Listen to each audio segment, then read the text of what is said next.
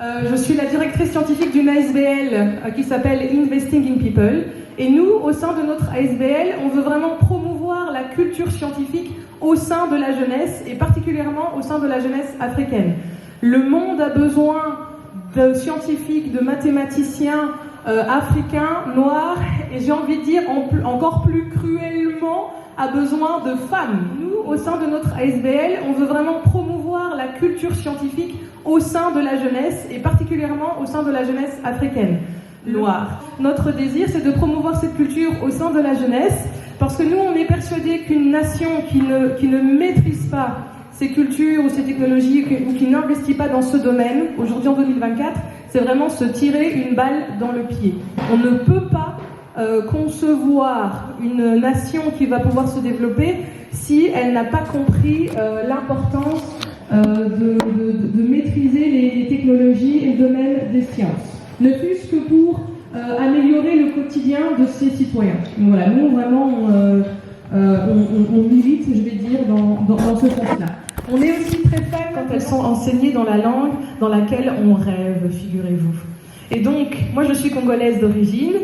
Toutes les écoles de l'État au Congo sont enseignées uniquement en français. Il y a seulement quelques écoles où on enseigne dans les autres langues locales. Mais donc, vous voyez le temps qu'on perd avec ces pauvres enfants qui doivent mettre tellement d'énergie à juste décoder le langage. Donc ça, c'est de l'énergie qu'ils ne pourront pas mettre à dépasser la matière.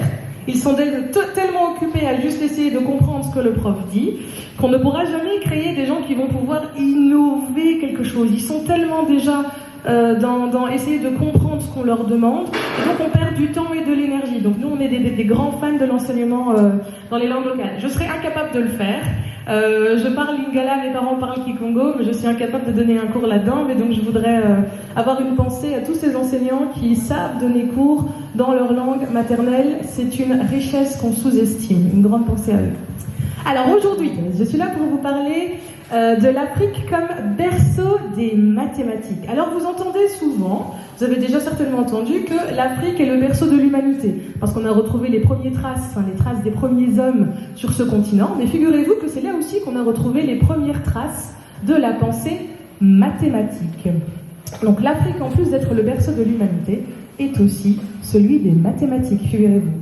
Donc, pourquoi je dis ça? Parce que c'est effectivement en Afrique qu'on a retrouvé les preuves des premiers calculs, la pensée mathématique, donc c'est-à-dire des hommes qui ont volontairement laissé des traces sur ce qu'on va appeler des bâtons de comptage pour signifier qu'ils savaient compter. Et donc les preuves les plus anciennes à l'échelle de l'humanité, on les a retrouvées en Afrique. Okay, je vous en parle tout de suite.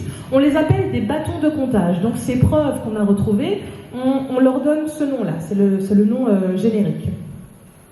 Alors, qu'est-ce qu'un bâton de comptage? C'est un os, une pierre, un matériau dur sur lequel se trouvent des gravures qui ont résisté au temps. Résisté au temps parce qu'il faut qu'on puisse les retrouver.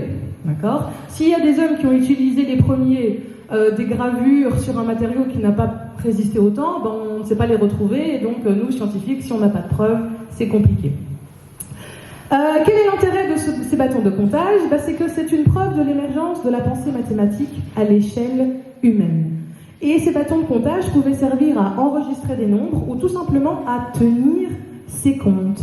Je vous en parle plus en détail dans la suite de mon exposé.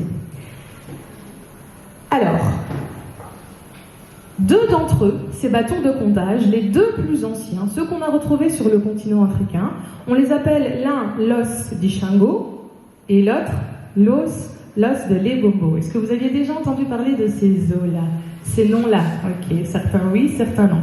Alors l'os d'Ishango a été retrouvé au Congo, donc c'est le petit rond sur ma carte, et l'os de Lebombo a été retrouvé entre l'Afrique du Sud et le Swaziland.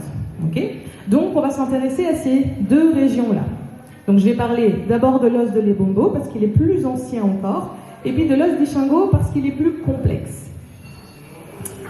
Alors, l'os de Lebombo, c'est donc un os qui a été retrouvé, c'est un os de babouin, figurez-vous, qui a été retrouvé dans les années 70 dans la région de Lebombo. Alors la région de Lebombo, vous voyez, c'est vraiment à la frontière entre l'Afrique du Sud et le Swaziland, il y a vraiment une chaîne de montagnes, la chaîne de montagnes Lebombo, et c'est là qu'on a retrouvé cet os-là.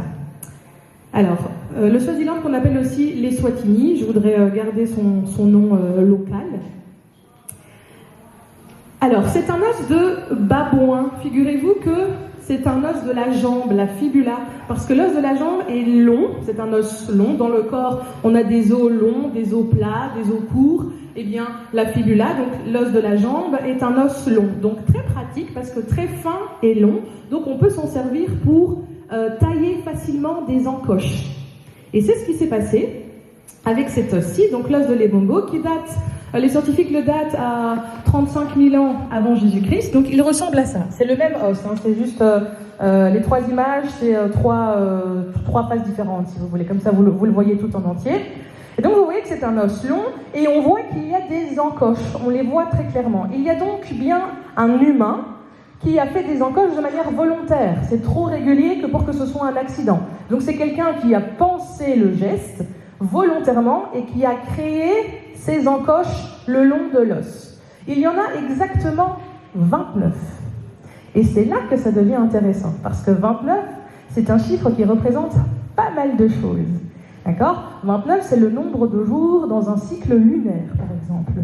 Donc, on aurait pu se servir de cet os comme calendrier, par exemple, pour compter les jours. Donc, quand on est au bout de l'os, c'est un cycle lunaire qui est passé, et on recommence. Donc, ça, c'est le premier os dont je voulais vous parler. Et ici, on ne parle pas souvent de l'os de Lebombo comme émergence de la pensée mathématique, mais vraiment comme pour tenir le temps. Le besoin de se situer dans le temps a toujours existé. Bon, il est apparu très tôt dans la civilisation, savoir à quel moment on est, de l'année ou de l'heure. Voilà, on a complexifié le calcul du temps au fur et à mesure. Mais donc voilà, ça c'était par exemple un premier calendrier. L'os d'Ishango, et lui, on en parle plus, il y a plus de marketing autour de l'os d'Ishango, parce que c'est au-delà de la fonction calendrier, il y a vraiment une fonction calcul. Je vous en parle tout de suite. Donc l'os d'Ishango a lui été retrouvé en 1950 dans la région d'Ishango. Donc vous voyez que c'est au Congo, en République démocratique du Congo, le pays dont je suis originaire et dont je suis très fière donc de pouvoir parler de ce bâton. Et lui, il est vraiment considéré comme la pensée primitive, la première pensée de calcul au niveau de l'humanité. Alors, comment ça fonctionne et pourquoi on pense que cet os avait cette fonction-là? Donc voilà, je vous le présente, mesdames, mesdemoiselles, messieurs. Ceci est l'os d'Ishango. Alors là, c'est le même, hein, c'est le même os, de nouveau, c'est deux faces différentes. En réalité, il y en a deux. Il y a deux petits os qui ont été retrouvés. On n'en parle que d'un, celui-là, qui est le plus petit. Il y en a un qui fait 14 cm, un qui fait 10 cm. Ça, c'est le plus petit, c'est celui de 10 cm. Parce que c'est sur celui-là qu'on trouve le plus de gravures.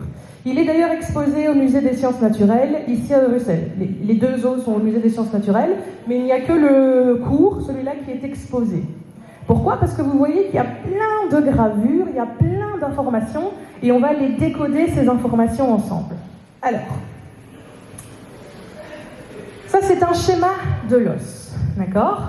Donc, il est en anglais, row, ça veut dire les rangées. Et donc, vous voyez qu'il y a trois rangées, la A, la B et la C. Pourquoi est-ce qu'on pense que c'était comme, parfois, dans la presse, ils vous disent, l'os d'Ishango était la première calculatrice? Parce qu'effectivement, on trouve une pensée mathématique. On pense que les hommes, et les femmes, hein, mais les hommes avec un grand H, qui ont gravé cet os, comptaient avec une base de 10. Et pas sur une base de 1, mais sur une base de 10. Donc 10 était le chiffre principal. Alors c'est comme ça que... Alors je ne sais pas si je vais pouvoir aller jusqu'à l'écran avec ça. Alors, donc vous retenez que 10 est vraiment le chiffre important. Et ici, sur la rangée C, on va commencer par là, on voit qu'il y a une addition à partir de la base de 10.